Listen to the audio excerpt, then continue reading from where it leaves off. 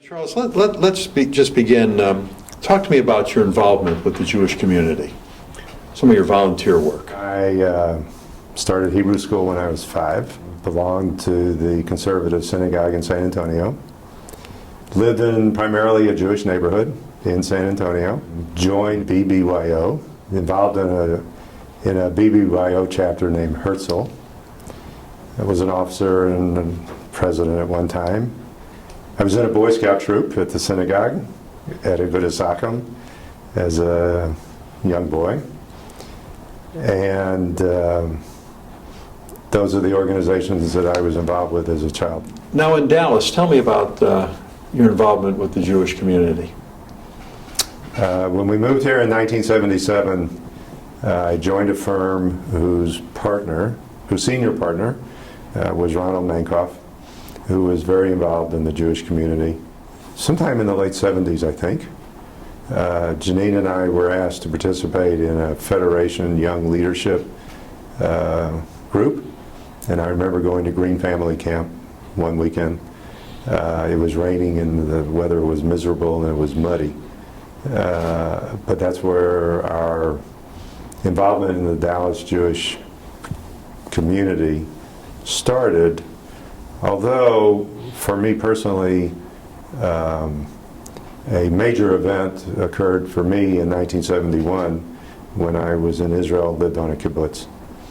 And that bonded me to the land of Israel and formed the basis, along with my early childhood experiences, as contributing significantly to the activities and the things that I do today.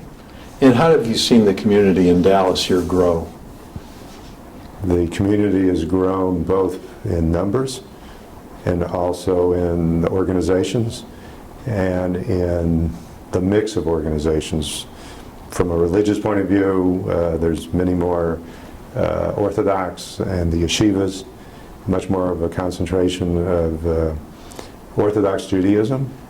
There's also financial struggles in the community. I think that the leaders of the Jewish community in the early days of Dallas were really the founders and the parties primarily responsible for the institutions that we have today. And the funding of those institutions, I think, is a greater challenge today than it was then, because earlier you had a small group of people, I believe, who were the primary backbone of the community, and today it's more diverse. You were born in 1950 in San Antonio. Yes. A smaller Jewish community than some of the major cities. Is your family originally from San Antonio? No, my mother was born in Waco. Okay. My father was born in St. Louis. Okay. And what did your dad do? My dad owned a furniture store with his brother in San Antonio. Okay. And what about your grandparents? Do you remember them at all? I remember quite well my mother's parents. They lived in Waco, died in the 70s, but I knew them quite well. My father's father died before I was born, and my father's mother I knew only as a young child because she died when I was very young, and I have a very faint remembrance of her. Do you know what your grandparents did for livings? Well, my father's father actually founded the furniture store that my father and his brother took over. My mother's father owned a bakery in Waco. Yeah. Now the furniture store, was that something that was supposed to be something you were going to get involved in? It was never specifically discussed what our future was, although I must say that I was never explicitly encouraged to go into the furniture business. Right. As I mentioned, it was owned by my father and his brother. Right. My uncle, my father's brother, had 2 girls. I doubt that they would have even considered the furniture business. But quite frankly, I never considered the furniture business. Is that business, is it still alive today? No. Okay. The furniture business, my father and his brother closed it in the early 80s. Okay, okay. What did you do for fun as a little kid? Boy Scout in the BBYO. Where did you go to high school? I went to high school in San Antonio, at a high school named Thomas Jefferson. Okay. What was high school life like for you? It was fun. I was on the yearbook, as were many of the other Jewish students in high school at the time. I was on the photography team. So it gave me an opportunity to go to all the sporting events and all the other high school events. It was fun. You remember when you got your first car? I got my first car in 1968, the year I graduated from high school. You remember what it was? The first car I had was an Oldsmobile 442. It was yellow with a black vinyl roof and black interior. You remember what that car? Go ahead. Go ahead. And it was automatic. Do you remember what that car cost? It cost around $3,000. Times have changed a little. Cars are a little bit more expensive, and I don't know if they're necessarily as powerful, maybe so, but the 442 was a powerful car. Why I wanted it, I don't know, because then subsequently, after Janine and I got married, and we were trying to survive while I was in law school, which we didn't really have a problem surviving, but the 442 at that time I think got 6 miles to the gallon, and my father had a Chevy Impala, so my father was gracious enough to swap cars with me. Since he had a little bit more disposable income than I did. You became an attorney, obviously. Now, in high school, were you thinking along those lines? I think in high school I wasn't really focused on what I would do when I grow up. I knew I would go to college and knew that I would pledge a fraternity where most of my friends from San Antonio also pledged at UT Austin. Okay. And then while I was in school, became interested in law. Now, UT Austin, when you were going to college, was a very turbulent time in the United States. You know, the Vietnam War was in full swing. You know, it was the hippie era. You know, how did those things affect you? I started college in '68. The draft came in, I think, in '69, and it was a lottery. And I remember watching television as the bingo game was being played to draw birthdays, and my birthday was drawn, and my lottery number was 21, which put me in a special class of you're eligible. It actually was a time I remember when there was a big demonstration on campus against the Vietnam War. It may have been after Kent State. It was a very interesting time looking back on it. I think that the school became more liberal. Thinking changed, attitudes changed.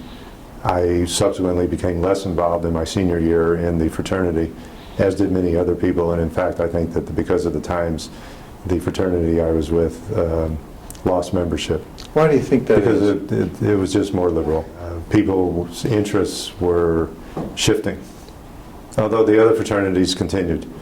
But the one I was with ultimately closed in the mid-'70s. After you graduated, then where did you head? I headed to St. Louis to get married. Now, where did you meet your wife? I met Janine in Austin during school. Okay. She started school in '69, and I think we met in '70. Then we went to Houston, where I enrolled in law school at the University of Houston, and then from there we went to New York, where I enrolled in the New York University in the Master's of Taxation program. Now, were you already married? We were married. Okay. We got married in '73 on June 10th. Where'd you guys get married? We got married in St. Louis. Going to law school in New York, where were the plans? Where were you going to settle in? That remained to be seen. Okay. We went from Houston to New York. I started law school there in the Master's program. Okay. And really didn't give a whole lot of consideration when I started as to where I wanted to end up. It would depend upon the job opportunities that presented themselves. Okay. And where'd you wind up finally? We wound up here in Dallas. There's been so many momentous occasions in your lifetime. Of course, you know, you lived through the Vietnam War era, Kennedy assassination, something good, the moon landing in '69 for the first time, of course, 9/11.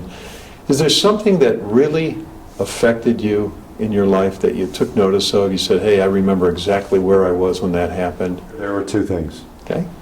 One was the Six-Day War Okay. in 1967, Okay. and the other was Kennedy's assassination. What do you remember about the Six-Day War? After the Six-Day War, everyone I knew, non-Jews, wanted to be Israelis because Israel had accomplished such an unexpected feat and really put Israel on the map. That's what I remember. The pride of the Jewish state being able to vanquish its enemies Yeah, in such a short period of time. yeah. And what about the Kennedy assassination? Kennedy assassination, I remember I was in junior high. I remember I was in class, and I remember when they announced that Kennedy had been assassinated. Events that had an effect on our daughters. In addition, I mean, we brought up our daughters to understand who they are, to appreciate who they are, and we went to Israel with them several times, and both were bat mitzvahed here in Dallas and also in Israel. Our oldest daughter, Alicia, moved to New York in Labor Day 2001. And Janine went up with her on that Labor Day weekend to help her move into an efficiency, which was basically just one room. And Alicia had a job, and her job placed her in an office next to the stock exchange.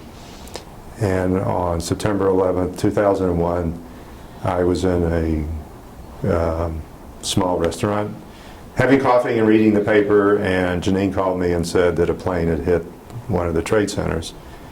And we knew that Alicia's company was moving to the trade center, but we didn't know when. And then subsequently I received a call from Alicia on her cell phone screaming because she had come out of the escalator and seen the second plane hit. She was not in the World Trade Center. Her office was still next to the stock exchange. And that was an event. She subsequently survived without any physical injury, but with emotional injury. Sure. Because she felt that day that she was going to die. And it had a substantial effect upon her, which I happened to talk about at her wedding because her middle name is Avra, which she was named after her uncle Abraham. But that was an event that had a substantial effect upon her and helped to shape her into who she is, which I think is something that we all experience, that there are seminal events that affect us and mold us into who we are today. What area of law do you practice? I practice primarily in tax law, but also in business, which includes real estate and partnership and corporate. Now, over the years, have you noticed differences from when you started till now that kind of amaze you? Well, one of the major differences in the practice of law between 1977, when I started, and today is the speed at which law is being practiced and the rapidly changing environment, both from a technological point of view and from a legal point of view, from what the law actually is. When I started practicing law, well, obviously we didn't have email. Right. We didn't have text messaging. Right. We didn't even have computers. Right. We had fax machines that were just coming online. Right. And it had the advantage of giving you more time to think about the project you were working on, but it also slowed down the response time. Right. Now we live in a world where communication and responses are instantaneous. What was the happiest time in your life? The happiest time when I got married and when my daughters were born. Now, you and Janine have two daughters. We do. Tell me a little bit about them. We have two daughters. The oldest is Alicia, and the youngest is Jody. Both were married in 2013, one in February, one in April. They both married Jewish boys, which was, thank God. And one, in fact, is an Israeli. And the other young man grew up in and around St. Louis, and in fact, Janine knows, and her family knows his family, and Janine went to the same high school as Michael, Jody's husband, whose father is a year older than Janine. Now, what advice, I know you guys don't have any grandchildren yet, what advice would you like to leave to the next generation? My advice would be to work hard, to always know who you are, to know from where you've come and to have an idea of where you'd like to go. But for you as an individual to remain Jewish, to maintain a Jewish household, and to understand your place in the world as a Jew. Great advice. Well, great job, man. Thank you.